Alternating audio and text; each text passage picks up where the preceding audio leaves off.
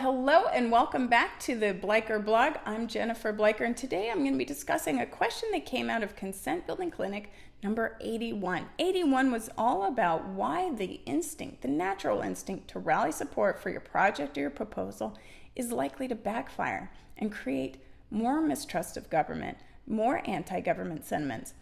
So we discussed why this phenomenon happens, what you can do to prevent it, how you can reverse more anti-government sentiments, and what you can do instead of rallying support. But John had an interesting question about the private sector. Here's John's question. Would this instinct to rally and create support be a mistake for a private company trying to get something big built? I often hear PR consultants strongly advise private developers, in my case energy developers, wind projects, solar, natural gas, etc., to drum up support largely, apparently, so public officials feel they have cover of support for decisions that override any folks who oppose it.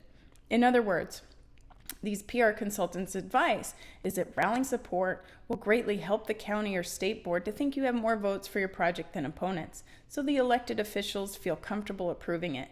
So they advise, in effect, to rally labor unions, jobs, beneficiaries of payments, etc., to sort of try to outvote the opposition, essentially reversing the lopsidedness of opponents being so influential. Is this different than a government agency's recommended approach? And John's right. Our advice is quite different for those working in the private sector. Again, in the public sector, we strongly advise you do not try to rally support. It's likely to backfire and create more animosity, more anti-government sentiments.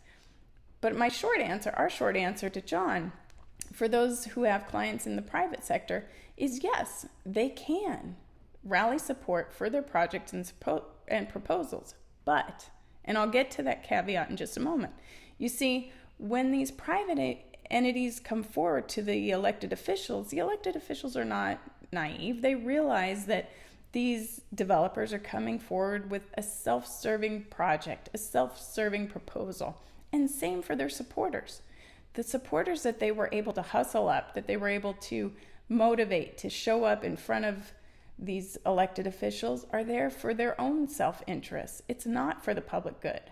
The elected officials aren't taking a popularity vote, or at least they should not be. Otherwise, they're being unethical. They're there to figure out what is in the public's interest. So it's okay for a private entity to show up, to rally support. They have that right. They have to do so within some legal constrictions, but it's not immoral. Here's the caveat, the but that I mentioned before. The professional consultant advising that private entity has another set of guidelines that he or she must adhere to. As a professional, you profess to your profession that you will adhere to a code of conduct, a set of ethics.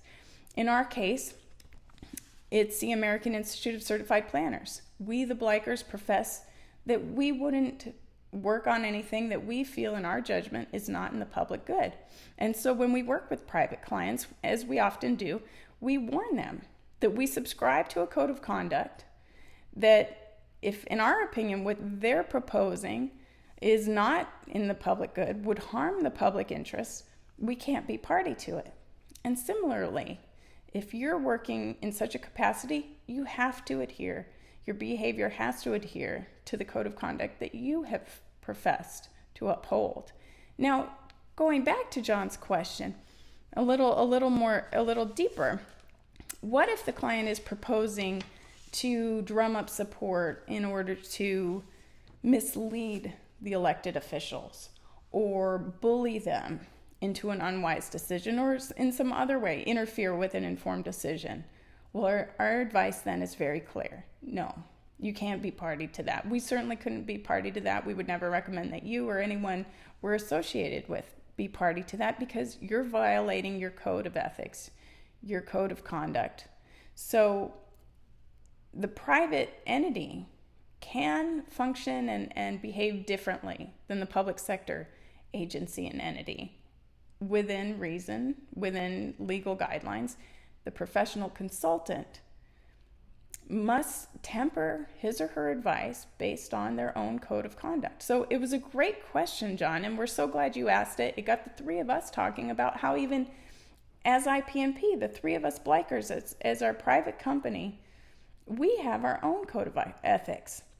We have our own standard, as well as the one that we ascribe to with the Institute of Certified Planners, that we can't work on anything that we feel would harm the public good, even if it's in our client's interest. So you can read a more detailed response below, but thank you for your question, and please send in some more. We are here as your problem solvers. We're here to help you get the informed consent of your fiercest opponents, and we wish you the best in all your consent building efforts. So thanks again for joining us.